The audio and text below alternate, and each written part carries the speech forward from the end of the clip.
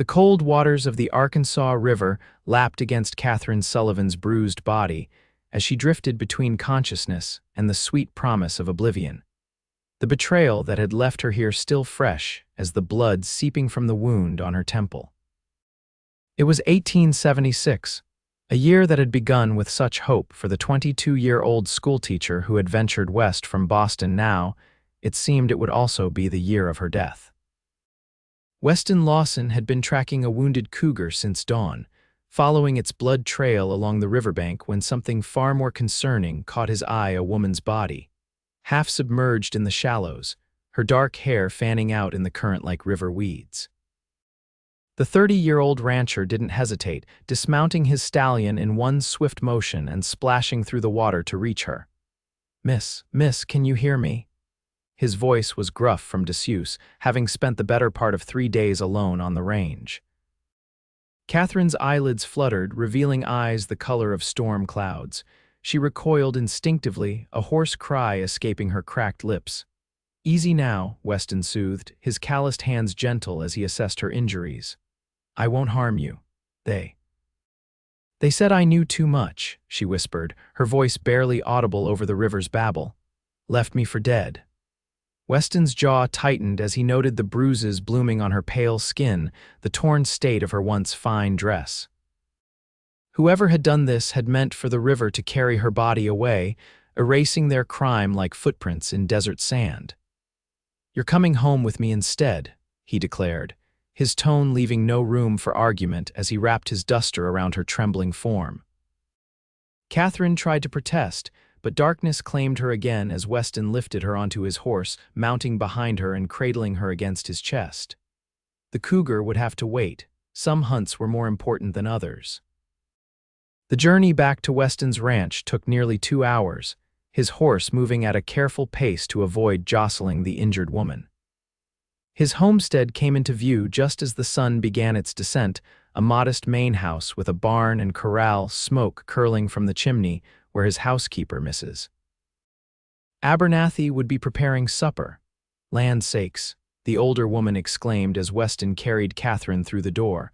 "What happened to the poor child? Found her by the river, beaten and left for dead," Weston explained tersely. "Prepare the guest room and fetch my medical supplies, Mrs. Abernathy, a widow who had survived the hardships of frontier life by developing a practical nature, asked no further questions. Within minutes, Katherine was settled in clean bedding, her wounds being tended with gentle efficiency. "She's been hit hard, Mrs. Abernathy observed, cleaning dried blood from Katherine's hairline. "And there's bruising around her neck like someone tried to—" She couldn't finish the sentence, her weathered face grim, Weston's expression darkened. "I'll find who did this." "First things first," Mrs. Abernathy chided. "She needs care before you go charging off on some vendetta. The law can handle the law." Weston's laugh held no humor. "Sheriff Collins can't even handle the drunks on Saturday night. No, this requires a different kind of justice." Katherine stirred then, her eyes opening in panic. "Where am I?" She gasped, trying to sit up before pain forced her back down. "You're safe at Pine Creek Ranch," Weston assured her, his voice softening. "I'm Weston Lawson. This is Mrs. Abernathy, my housekeeper." "Katherine Sullivan," she managed, wincing. I teach at the schoolhouse in Riverbank."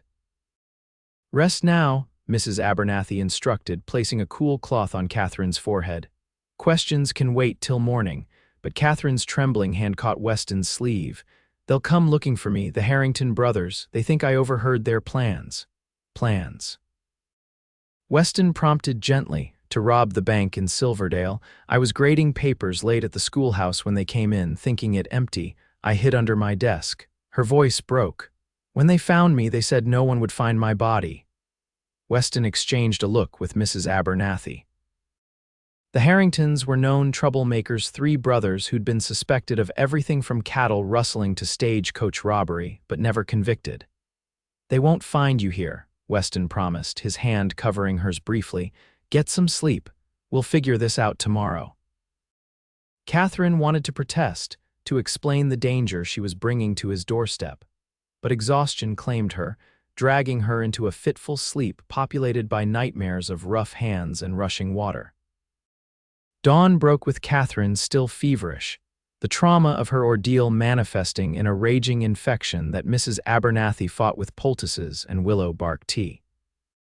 Weston remained by her bedside, his ranch duties delegated to his foreman, Miguel, who had arrived looking concerned after hearing of the woman Weston had rescued.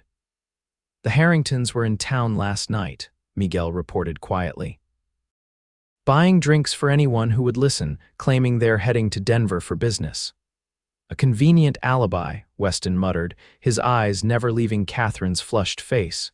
"Keep your ears open, Miguel. I want to know if anyone's asking about a missing schoolteacher." 3 days passed with Katherine drifting in and out of consciousness. When lucid, she revealed more about herself, how she'd come west after her parents' deaths, seeking independence and adventure. The teaching position in Riverbank had seemed perfect until she became unwitting witness to the Harringtons' criminal plans. On the 4th day, her fever finally broke. Weston entered the guest room to find her sitting up, her dark hair braided neatly by Mrs. Abernathy, wearing one of the housekeeper's nightgowns which hung comically large on her slender frame. "You look better," he observed, awkwardly holding a small bouquet of wildflowers he'd impulsively gathered that morning. A ghost of a smile touched Katherine's pale lips. "Mrs. Abernathy says I have you to thank for that." "Anyone would have done the same," he demurred, placing the flowers on her bedside table. "No," Katherine said with surprising firmness.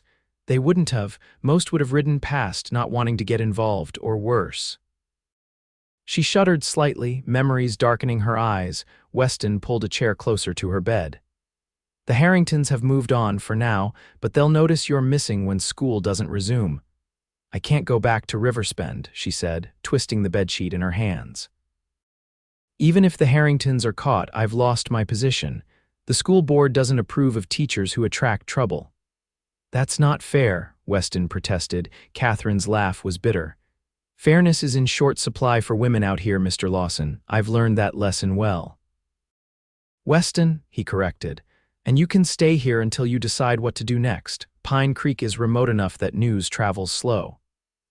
"I can't impose. You're not imposing if you're invited," he insisted, his tone brooking no argument. "Besides, Mrs. Abernathy enjoys having another woman around." "She's tired of my company." This time Katherine's smile was genuine, transforming her face despite the fading bruises. "You're a good man, Weston Lawson." He looked away, uncomfortable with her gratitude. "Rest. Mrs. Abernathy's making rabbit stew for supper. You'll need your strength if you're to try some." As the days stretched into weeks, Katherine's strength returned. She began helping Mrs. Abernathy with household tasks, her Boston education proving less useful than practical frontier skills, which she eagerly learned from the older woman. Weston found himself lingering around the house more than usual, inventing reasons to be near when Katherine was kneading bread or hanging laundry. "You're hovering like a hummingbird," Mrs. Abernathy accused him one evening as they watched Katherine in the garden, harvesting late summer vegetables. "Just making sure she's recovering properly," Weston muttered. "MMHMM," Mrs. Abernathy replied skeptically. "And I'm Queen Victoria." Weston couldn't deny the pull he felt toward Katherine.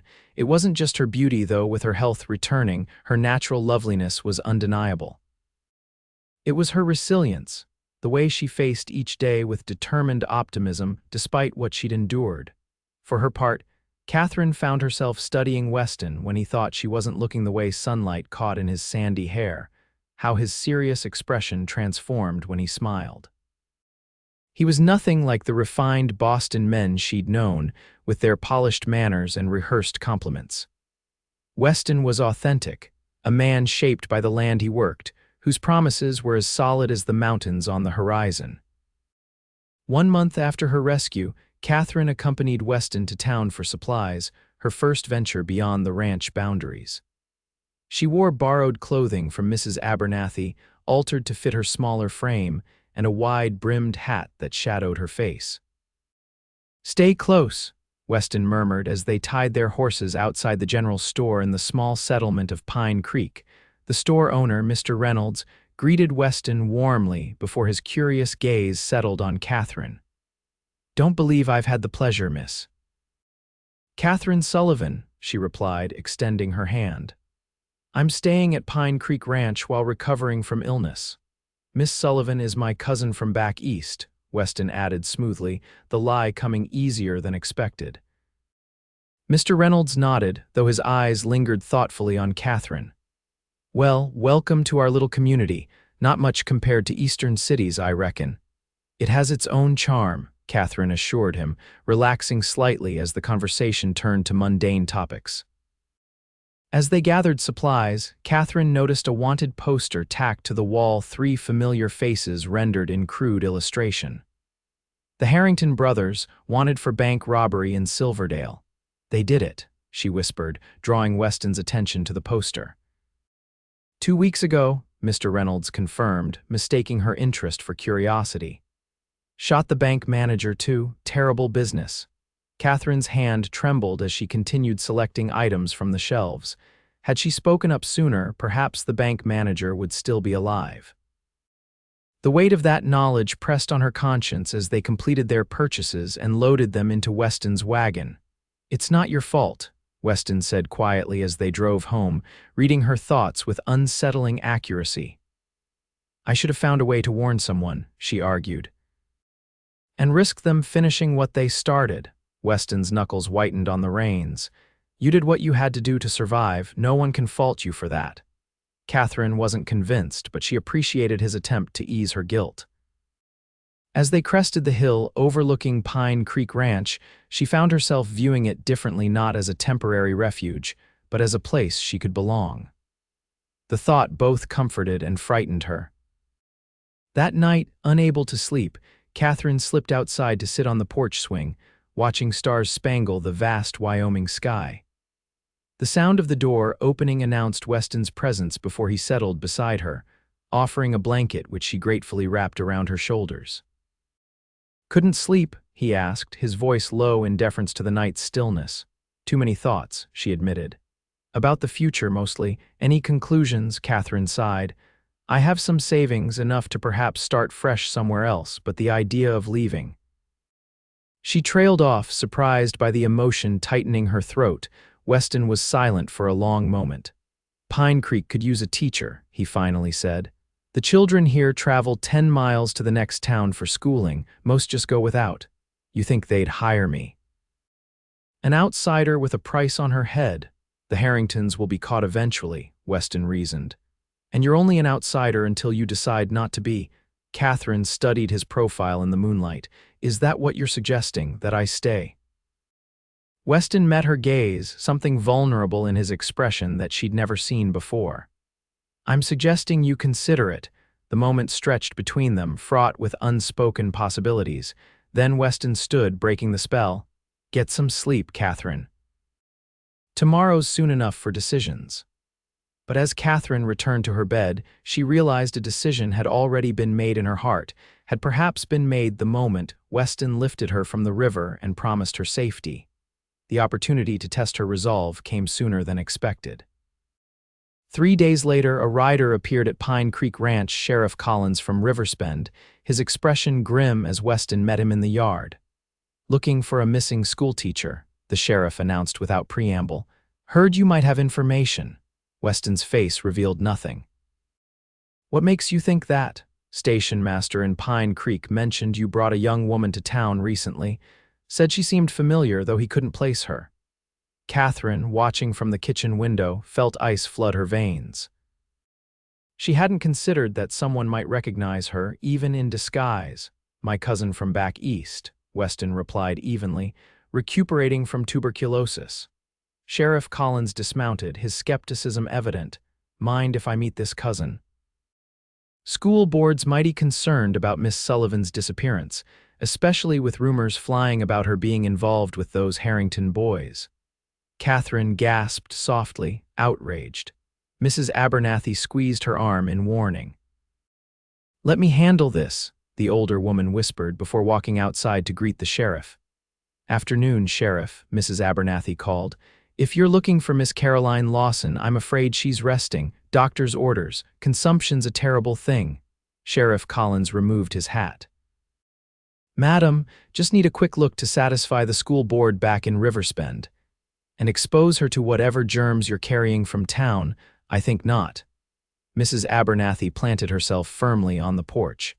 "Dr. Wagner from Pine Creek can confirm her condition if you need official word." The sheriff hesitated, clearly unwilling to tangle with the formidable housekeeper. "Just doing my job, madam. The timing's suspicious, what with that schoolteacher vanishing right when the Harringtons pulled their heist. Are you suggesting my cousin is somehow involved with bank robbers?" Weston's voice had taken on a dangerous edge. "Because that's a serious accusation to make without evidence, Sheriff." The standoff might have escalated further if not for the distant sound of hoofbeats. Miguel, riding hard toward the ranch, his expression urgent. "Riders coming," he called out. 3 men, armed, moving fast toward the north pasture. Sheriff Collins frowned. "You expecting trouble, Lawson?" Weston's eyes met Catherine's through the window. "Get inside," he told the sheriff, reaching for the rifle mounted beside the door. "Mrs. Abernathy, take Miss Sullivan to the cellar." "Now wait just a minute," the sheriff protested, but the sound of gunfire from the direction of the north fence line silenced his objections. "The Harringtons," Katherine breathed, joining them on the porch despite Mrs. Abernathy's attempt to hold her back. "They've found me." Sheriff Collins stared at her, recognition dawning. "You're the Sullivan woman." "Yes," she admitted, chin lifting defiantly. "And those men tried to kill me for witnessing their plans to rob the Silverdale Bank. They left me for dead by the river." The sheriff's hand moved to his gun. "You should have come to me, so you could dismiss me like you did when I reported the Harrington brothers threatening Mr. Peterson at the Mercantile," Katherine challenged. "Or when they ran the Wilsons off their land." Another burst of gunfire, closer now, cut off the sheriff's reply. "We can settle this later," Weston said grimly. "Right now we have 3 armed men attacking my ranch. Are you with us or not, Sheriff?" Collins hesitated only briefly before nodding. "I'll need to hear the full story after," he warned Katherine, drawing his revolver. "If we survive, I'll be happy to give it," she replied, following Mrs. Abernathy inside to retrieve Weston's spare shotgun from the gun cabinet. The next hour passed in a blur of tension and sporadic gunfire. The Harrington brothers, realizing they faced armed resistance, split up to approach the ranch house from different directions. Weston and the sheriff positioned themselves at opposite windows, while Miguel covered the rear of the house. Katherine and Mrs. Abernathy loaded weapons and watched for movement in the gathering dusk. "There," Katherine whispered, spotting a shadow moving toward the barn. She raised the shotgun, her hands remarkably steady despite her pounding heart. The blast shattered the evening quiet, followed by a cry of pain. One of the Harringtons staggered into view, clutching his shoulder. "Drop your weapon," Sheriff Collins shouted, moving to the door. Instead, the wounded man fired wildly toward the house. A bullet splintered the doorframe inches from the sheriff's head, sending him diving for cover. 2 more figures emerged from the darkness, firing as they ran toward their injured brother. Weston's rifle cracked repeatedly, forcing them back. "The barn," Katherine realized suddenly. "They're trying to reach the barn to set it on fire." It was an old outlaw tactic: create a diversion with flames, then attack during the confusion. Without hesitation, she ran toward the back door, ignoring Mrs. Abernathy's shout of warning. If she could reach the water pump near the barn, she might prevent a fire from taking hold. Outside, the cool night air filled her lungs as she sprinted across the yard, shotgun ready. She reached the pump just as a match flared in the darkness. Jake Harrington, the youngest brother, holding a torch to the barn's dry wooden wall. "Stop," Katherine commanded, leveling the shotgun at his chest. Jake's eyes widened with shock, the torch wavering in his hand. "You're supposed to be dead." "Sorry to disappoint," Katherine replied, her voice steadier than she felt. "Drop the torch, now." Jake's surprise gave way to a cruel smile. "You won't shoot me, schoolteacher, not in cold blood." "Try me," Katherine challenged, though her stomach churned at the thought. The standoff stretched for several heartbeats before Jake made his decision, lunging toward her with the torch. Katherine fired, the shotgun's recoil nearly knocking her down. Jake fell, the torch rolling harmlessly onto the dirt. Gunfire erupted from the front of the house, the remaining brothers making a desperate push. Katherine hurried back, reaching the porch just as Weston took aim at a fleeing figure. His shot found its mark. The man collapsed with a cry of pain. "Throw down your weapons," Sheriff Collins bellowed into the sudden silence. "It's over, Harringtons." After a tense moment, a voice called out from the darkness, "Don't shoot, I'm coming out." The eldest Harrington brother, Thomas, emerged with his hands raised, his face a mask of hatred as he glared at Katherine. "You should have stayed dead, Sullivan." "Take him, Sheriff," Weston said, his rifle trained steadily on the outlaw. "His brothers need medical attention if they're going to stand trial." By midnight, the wounded Harringtons were secured in the back of a wagon, Sheriff Collins preparing to transport them to the jail in Pine Creek until they could be moved to the territorial prison. The youngest would survive Katherine's shotgun blast, though his shoulder would never be the same. Jake had sustained a bullet in the leg from Weston's rifle, while Thomas remained uninjured but sullen. "You'll need to come to Pine Creek tomorrow to give your statement," Sheriff Collins told Katherine as he prepared to leave, "both about tonight and what you witnessed in Riverbank." "I'll bring her," Weston promised, standing protectively at Katherine's side. After the sheriff departed with his prisoners, the ranch house seemed unnaturally quiet. Mrs. Abernathy busied herself making coffee while Miguel returned to his quarters, leaving Weston and Katherine alone in the parlor. "Are you all right?" Weston asked, noticing how Katherine's hands trembled as the adrenaline ebbed.